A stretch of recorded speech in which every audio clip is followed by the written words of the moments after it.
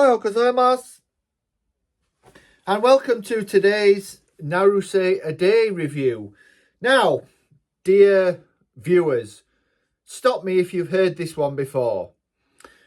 A married couple, 2 or 3 years down the line after getting hitched, living on the outskirts of a major city, feeling the strain, the stress, the tension of day-to-day life, feeling, at least on the woman's part, that the joie de vivre has gone out of their relationship, feeling all but crushed by the weight of domestic drudgery, and visited by a young relative whose outlook, whose marital status or non-marital status, whose attitude to relationships and to marriage casts their own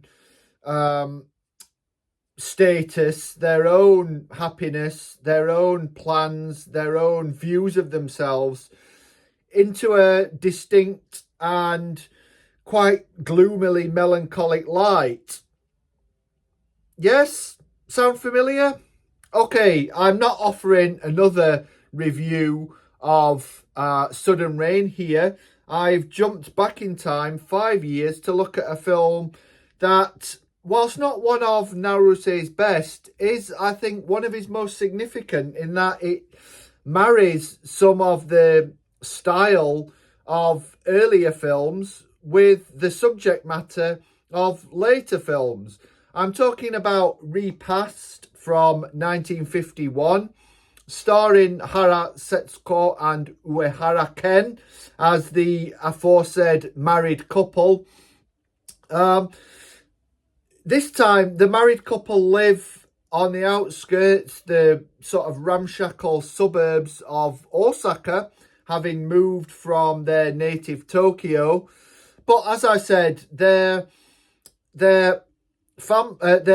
day-to-day life, their home life, has become beset by routine, by what the woman suggests is slave work from morning till night, cooking, cleaning, washing up, and for which she feels she receives no real gratitude from her husband, whose working life keeps him out of doors,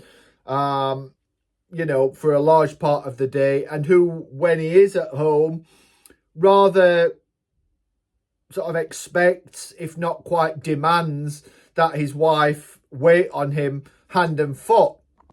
Now, into this domestic scenario, there enters abruptly, suddenly, unexpectedly, a young girl, one on the cusp of blossoming into adulthood, one eager to escape from her life where she lives, still in Tokyo, although she's not married this time, as her counterpart in Sudden Rain will be 5 years hence. But her decision, or rather her imposition, when she begins to stay with the married couple, throws their tensions, their sort of largely quotidian squabbles into some kind of relief, and leads ultimately to the wife wanting to return to Tokyo to visit her own family and to just get away from Osaka-based drudgery and get a fresh perspective on her life, get a job perhaps herself, and find a route out of the travails of life in Osaka.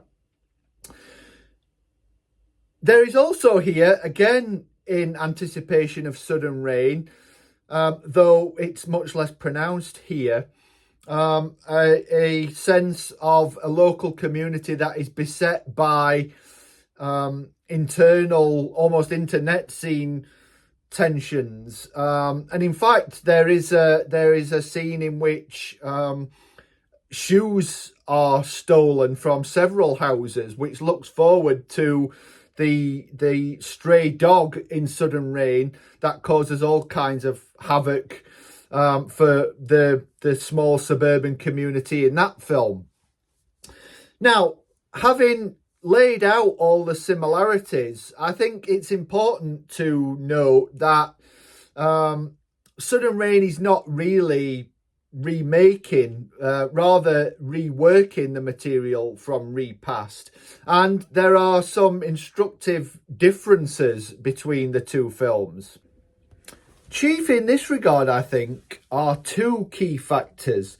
One is to do with location and space, and the other is pertaining to the way that the marital discord manifests itself. In Sudden Rain, there is more overt emotion. To describe the marriage as explosive is obviously, I think, a touch much, a touch melodramatic for Naruse's vision. But nonetheless, there are arguments, there are more overt disagreements and recriminations. Here, though, the tone, I think, is more melancholic, it's also more subdued. I think it's almost here as though the weight of suffocating quotidian routine has drained life from the protagonists, particularly Hara's female protagonist, to such an extent that they can't even work up the energy to argue with each other. So it's a more dispiriting picture in some ways of marital discord and domestic disharmony than Sudden Rain would be a mere 5 years later. And I think that this more subdued picture is actually thrown into relief by the other key difference that I talked about pertaining to space. I said that this is set in Osaka, and there is also a significant section of the film in its latter half set in Tokyo. And unlike Sudden Rain, there is a much more overt sense of space, of recognisable urban new locations here. There are matching scenes in which first the husband, Uehara's character, and the young girl who comes to stay with them, who is in fact his niece, visit Osaka, walk around the city and take in the sights, including a famous bridge that looks out over the new cityscape of modern buildings, modern architecture, and Osaka Castle, the seat once of power in the city and in the region.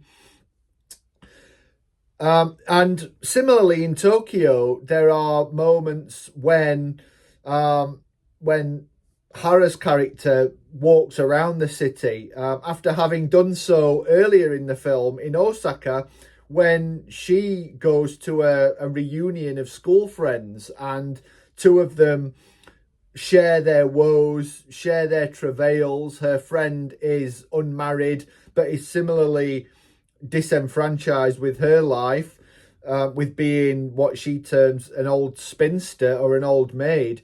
And they walk around Osaka and take in some of the sights.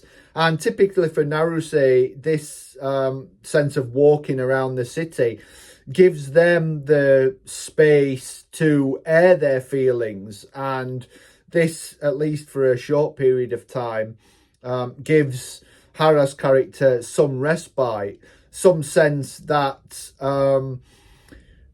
in different ways, everyone's lives are marked by disillusionment, marked by disenfranchisement, by suffocation, by to put not to put too fine a point on it, by unhappiness. And although she remains mired in her own sort of domestic drudgery, the sense that the film highlights through contrasting Hara's character with several women, actually, both in Osaka and an old friend in Tokyo, who is a seemingly single mom, desperate for work.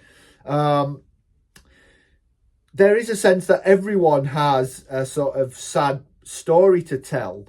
It's almost like a neo-realist film from this point of view. Although the locations that we see are not always marked by the war. The Osaka skyline certainly is not, albeit in Tokyo the heroine makes reference to the temporary homes that have been set up to house people in the wake of the devastating firebombing of the capital during World War II, which still has not been reconstructed fully 6 years later. So although there isn't quite the same sense of nationwide devastation that we see in Italian neo-realist films, nonetheless, there is still a strong sense of the lingering after effects of the war, and the fact that everyone has been affected by the war and has a sad story to tell because of it. There is actually a further difference from Sudden Rain here in Repast that is pronounced, and that makes the difference between the two films more apparent than might at first glance seem the case. There is a sporadic voiceover, a kind of interior monologue by Hara's protagonist throughout the film, talking about her life of slavery, drudgery, her unhappiness, and towards the end, a sense of potentially moving beyond this. Indeed, with the end in mind, Repast, at least on the surface, seems a slightly sunnier film than many later Naruse works. Several of his films have endings that feature characters smiling or engaging with each other in ways that seem ostensibly positive, but that are actually riven with all kinds of, at least potentially, melancholic subterfuge. The final moments here, wherein Haruko's protagonist reflects through the aforesaid voiceover on achieving a state of happiness, is, again, I think, more ambiguous than potentially may at first seem to be the case. She talks about finding happiness, but then almost clarifies this by talking instead of a woman's happiness. It's almost as though a woman's happiness is not really true happiness, that a woman, to be happy, has to reconcile herself to the kind of housework and housewifery that she has been railing against for most of the film, if not all of the film. The final scene that takes place on a train going back from Tokyo to Osaka, after the husband has ventured after her to the capital and has apologised to her, it's also fraught with a sense that things will perhaps just return back to the previous normal. She talks about ripping up a letter that she had written in Osaka that she was going to send to him, that said that she had missed him and had realised how important he was to her. it says that she's ripped this up, and we see her throw the remains of this letter out of the train window. She wakes her husband, who seems completely indifferent to what she tells him, and quickly goes straight back to sleep. So, albeit there's a sense of a brighter future ahead, this brighter future is dependent on the extent to which Haruko's character can reconcile her life to having no real meaning as such beyond the confines of their small house.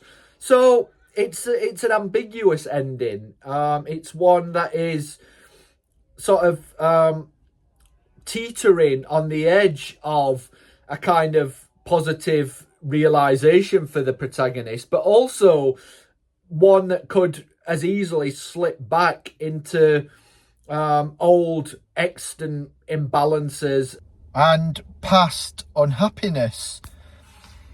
So this is a film that, as I suggested, in some ways is more melancholy than Sudden Rain, but as befits Naruse's sort of mid-career period, the period throughout the, let's say, the late 1930s to the early 1950s, there is a strain of optimism and at least potential happiness here. It's strange that this doesn't coincide with the period of most sort of nationwide prosperity and development. It seems like the more Japan progressed in terms of its post-war, certainly post-occupation development and prosperity, the less Naruse's narratives and stories were given to any kind of personal happiness on the part of his protagonists. I said that, for me at least, I wouldn't class this amongst Naruse's greatest films. I think, unusually for his films, there is a sense here that there are characters who are introduced who remain sort of representative of different positions, or who are introduced solely to the extent that they and their lives and identities can be contrasted with the heroines, so they feel more sort of functional.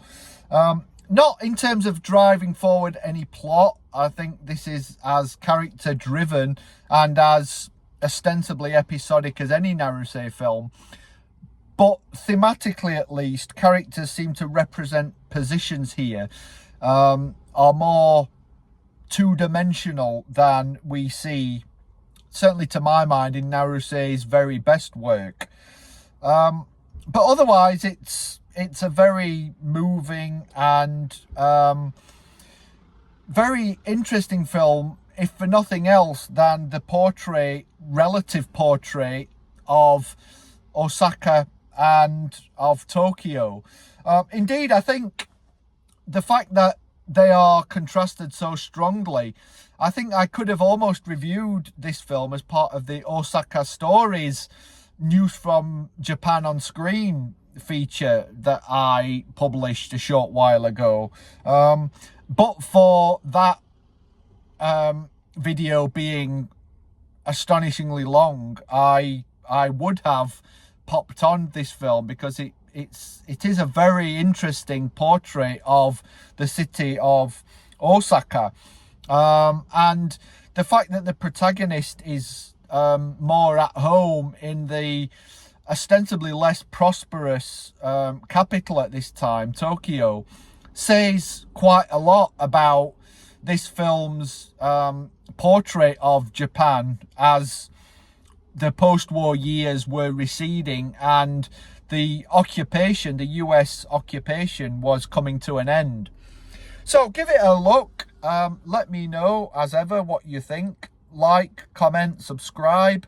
Look out for my upcoming website, culturaljapan.com, which is going to go live anytime now. I will post links and keep you all informed. Follow me on X, AdamBingham01, and look out for more Japanese content and Naruse content, certainly, every single day. Bye for now.